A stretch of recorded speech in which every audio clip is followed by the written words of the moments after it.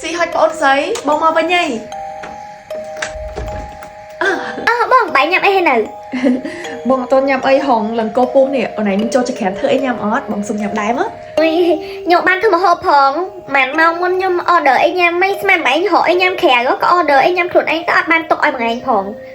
អត់បានចូលចក្រាននេះថ្ងៃហ្នឹងលឺសូសលេងអីពីតយោទឹកនៅកន្លែងលាងដៃចក្រានបាយហ៎បងតែមកពីសយោតែយើងវាចាស់ហើយអូនអើយកដោកលាត់អីវារុកចូលដើរតាមនឹងអីចឹងណាអូយមិនតយោយើងទេខ្ញុំលឺសូសលេងមនុស្សនិយាយហ្មងច្បាស់ណាអូយបើច្បាស់ថាសលេងមនុស្សឥឡូវគេនិយាយថាមិនចឹងគេនិយាយថាគេនឹងរកខ្ញុំគេនឹងតាមរកខ្ញុំហ្មងណា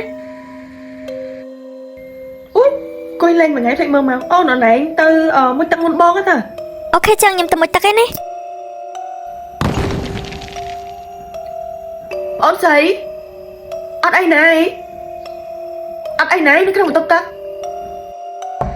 អូនស្រី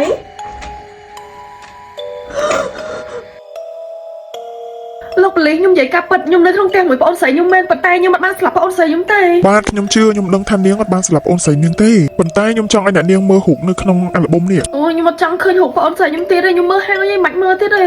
នេះមិនមែនជារូបប្អូនស្រីអ្នកនាងទេយកមើលជារូបអ្នកផ្សេងនេះជាករណីផ្សេងទៀតដែលកើតមានឡើងដោយប្អូនអ្នកនាងអញ្ចឹងពួកគេបាត់បង់ជីវិតនៅម៉ោង10នាទីយប់ដូចគ្នាទីតាំងក៏នៅក្នុងបន្ទប់ទឹកដូចគ្នាដែរលោកប៉ូលីសមានន័យថាមិនអញ្ចឹងចង់ប្រាប់នាងថាឥឡូវនេះទីក្រុងយើងកំពុងតែកើតមានរឿងចម្លែកមួយសូម្បីតែខាងប៉ូលីសស៊ើបអង្កេតក៏មិនទាន់ដោះស្រាយចេញដែរតើនាងអាចប្រាប់ខ្ញុំបានទេថាមុននឹងប្អូននាងស្លាប់គេបានធ្វើអីខ្លះដែរដល់ហើយហេតុអីបានប្អូនខ្ញុំទៅជួបរឿងបែបហ្នឹងតើនាងអាចប្រាប់ខ្ញុំបានទេថាមុននឹងប្អូននាងស្លាប់គេបានធ្វើអីខ្លះអូប្រហែលជាលោកប៉ូលីសគាត់មកដល់ហើយដឹង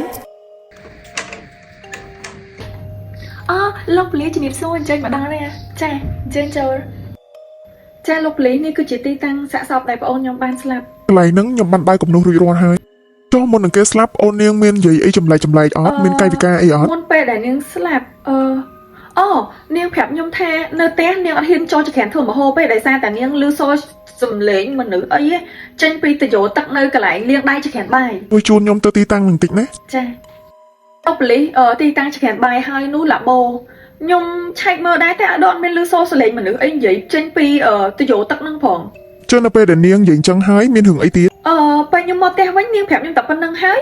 បន្ទាប់មកពួកយើងចែកផ្លូវគ្នាមួយទឹកហើយនៅពេលដែលមក10នាទីហ្នឹងស្រាប់តែខ្ញុំលឺសូរសំឡេងចម្លែកមួយក៏ខ្ញុំបើកចូលបន្ទប់ទឹកឲ្យលោកខ្លាចប្អូនដួលអីចឹងណាក៏ឃើញនាងអូខេបាទយល់ហើយអរគុណសម្រាប់ព័ត៌មាននេះមុននឹងខ្ញុំមកជួបនាងខ្ញុំបានសួរគេឯងពេញនឹងដែរតាមពាក្យចាមអារាមពីមាត់មួយទៅមាត់មួយគេថាសំឡេងដែលឮនោះគឺជាបណ្ដាសាអ្នកដែលឮសំឡេងហ្នឹងគឺត្រូវបណ្ដាសាត្រូវតែស្លាប់បណ្ដាសាស្មែឥឡូវមានរឿងចឹងកាត់ឡើងទៀតហ៎ព្រោះយូរខែមកប៉ូលីសអត់មានរកឃើញឃាតករដែលសម្លាប់ហ្នឹងឯងអញ្ចឹងពួកយើងក៏គិតថាវាអាចចូលផ្លូវនឹងដែរអរគុណលោកប៉ូលីសអរគុណស៊ីឈុនគ្នាសូមចូលរួមលេខទៅផងនេះចាអត់អីទេអរគុណច្រើនហើយក៏អរគុណដល់បងអូនស្រីឯងដែរបងអូនស្រីឯងចិត្តល្អណែនាំកន្លែងទីនំខេឆ្ងាញ់មកបងអូនស្រីខ្ញុំនេះណែនឹងនាងថារកកំងយកមកញ៉ាំដែរចាបងអូនខ្ញុំចឹងហើយឲ្យតែដឹងរបស់ឆ្ងាញ់របស់ល្អអីចែកអ្នកចិត្តខាងហើយកាត់អីហ្នឹងមិនបានប៉ូលីសនៅមុខផ្ទះទៀតអីមនុស្សហៅមើលអីហ្នឹងខ្ញុំហៅមើលដែរសិនអូយនោះគឺជាប្អូនស្រីម្នាក់ឯងនិយាយមួយខ្ញុំសោះមិនតែមិនទៅជីងចឹង